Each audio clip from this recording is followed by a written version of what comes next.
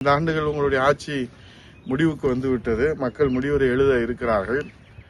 ஆக எதுவுமே செய்யாமல் எல்லாம் செய்ததை போல அங்கே கூட்டணி கட்சி தலைவர்களை வைத்து சட்டமன்றத்தில் அது சட்டமன்றமா ஜால்ரா மன்றமா என்று மக்கள் வேதனையில் இருக்கிறார்கள். யதார்த்தத்தை பேசுவதற்கும் உண்மையை பேசுவதற்கும் மக்களுடைய கோரிக்கைகளை பேசுவதற்கும் மக்களுடைய தேவைகளை பேசுவதற்கும் மக்களுடைய எதிர்காலத்தை வடிவமைப்பதற்கும் அதற்கான சட்டங்களை தீட்டுவதற்கும் அதை செயல்படுத்துவதற்கும் சட்டமன்றம். ஆனால் இந்த 5 ஆண்டு காலம் குறைகளை சுட்டிக்காட்டினால் எதிர்க்கட்சிகளை தூக்கி வெளியே எறிவதும் இன்றைக்கு தோழமை கட்சிகள் என்ற பெயரில் அவருடைய சின்னத்தில் நின்று போட்டியிட்ட தலைவர்கள் எல்லோரும் இன்றைக்கு அடிக்கிற ஜால்ராவிலே அது சட்டமன்றம் அல்ல, ஸ்டாலினுக்கு ஜால்ரா அடிக்கிற ஜால்ரா மன்றமாக மக்கள் மன்றம் இன்றைக்கு ஜால்ரா மன்றமாக மாறியிருப்பதுதான் இந்த ஜனநாயகத்தினுடைய கேள்வி கூத்தாக இருக்கிறது. ஆகவே ஜனநாயகத்தை உயிர் பெற செய்வதற்கு இந்த தமிழ்நாட்டு மக்கள் ஜனநாயகத்துக்கு ஆபத்து வருகிற போதெல்லாம் அவர்கள் உண்மையின் பக்கம், ஜனநாயகத்தின் பக்கம், மக்களாட்சியின் பக்கம் நின்றிருக்கிறார்கள். ஆகவே இந்த கடந்த 5 ஆண்டுகளுடைய நிகழ்வை நாம் தொகுத்து பார்க்கிற போது இந்த சாமானியனை புரட்சி தமிழர் ஐயா எடப்பாடியார் இருபெரும் தெய்வங்களுடைய ஆசியோடு, இந்த திருமங்கலம் தொகுதி மக்களுடைய ஆசியோடு, மதுரை மாவட்ட மக்களுடைய ஆசியோடு சட்டமன்ற எதிர்க்கட்சி துணைத் தலைவர் என்கிற ஒரு வரலாற்று வாய்ப்பினை, பிறவி பயனை அடைகின்ற பாக்கியத்தை கொடுத்தார்கள். நாங்களும் அதில் பங்கேற்று அந்த உன்னிப்பாக கவனித்த போது அதில் ஒன்று மட்டும் நமக்கு முழுமையாக தெரிந்தது. மக்கள் படுகிற துன்பங்களை, துயரங்களை, கண்ணீரை துடைப்பதற்கு இந்த அரசு அக்கறையும் செலுத்தவில்லை, நேரம் செலுத்தவில்லை, கவனம் செலுத்தவில்லை. ஆனால் ஒன்றை மட்டும் அவர்கள் செய்தார்கள்.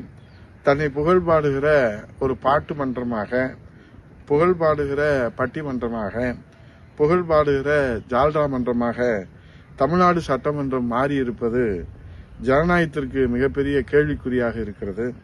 ஆகவே புரட்சி தமிழர் ஐயா எடப்பாடியார் என்கிற சாமானியர் பல்வேறு சவால்களுக்கு மத்தியில இன்றைக்கு 4 ஆண்டு காலம் பொற்கால ஆட்சி நடத்தி நலத்திட்ட நாயகராக மக்கள் இதயங்களிலே குடிகொண்டிருக்கிறார்கள். ஆகவே அதை மறைத்து விடலாம் என்று விளம்பர வெளிச்சத்தில் இன்றைக்கு ஒரு விளம்பர யுத்தம் என்றுதான் நாம் சொல்ல வேண்டும். அப்படி நடைபெறுகிற இந்த சூழ்நிலையிலே ஜனநாயகம் உயிர் பெற வேண்டும், மக்களாட்சிக்கு மீண்டும் மகுடம் சூட்ட வேண்டும். புரட்சி தமிழர் ஐயா எடப்பாடியார் அவர்கள் 17வது சட்டமன்ற கூட்டத்தொடரிலே முதலமைச்சராக அரியணையில் அமர்ந்து இந்த தாய் தமிழ்நாட்டு மக்களுக்கு சேவை செய்ய வேண்டும், தமிழ்நாட்டை மீட்க வேண்டும், தமிழ்நாட்டு மக்களை காப்பாற்ற வேண்டும், தலை குனிந்திருக்கிற தமிழகத்தை தலை நிமிர்த்த வேண்டும்.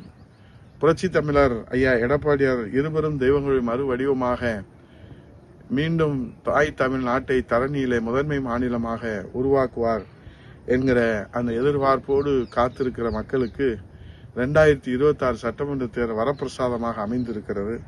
ஆகவே மதுரைக்கு வருகிற முதலமைச்சர் ஸ்டாலின் அவர்களே, நீங்கள் புரட்சி தமிழர் ஐயா எடப்பாடியாருடைய திட்டங்களையும், இதய தெய்வம் புரட்சி தலைவர் அம்மாவுடைய திட்டங்களையும், அனைத்து இந்திய அண்ணா திராவிட முன்னேற்ற கழக ஆட்சியுடைய திட்டங்களையும் உங்களுடைய பெயருக்கான ஸ்டிக்கரை ஒட்டுவதை மக்கள் கவனித்துக் கொண்டிருக்கிறார்கள்.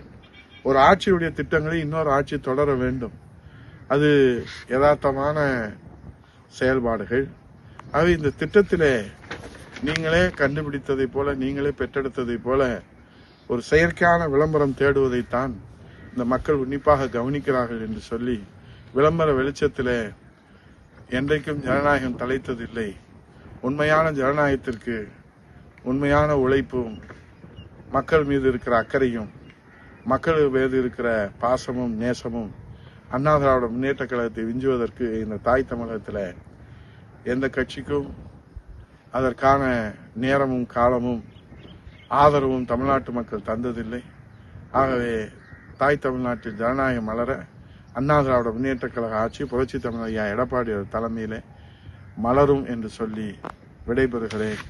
ஜனநாயகத்தை காப்போம், தமிழகத்தை மீட்டெடுப்போம், தமிழக மக்களை காப்போம். நன்றி, வணக்கம். செய்திகளை உடனுக்குடன் தெரிந்து கொள்ள கீழ்கண்ட கேபிள் மற்றும் டிடிஎச் நெட்வொர்க்குகளில் எம்நாடு செய்தி தொலைக்காட்சியை காணுங்கள். பாதகம் செய்பவரை கண்டால் நாம் பயம் கொள்ளலாகாது பாப்பா.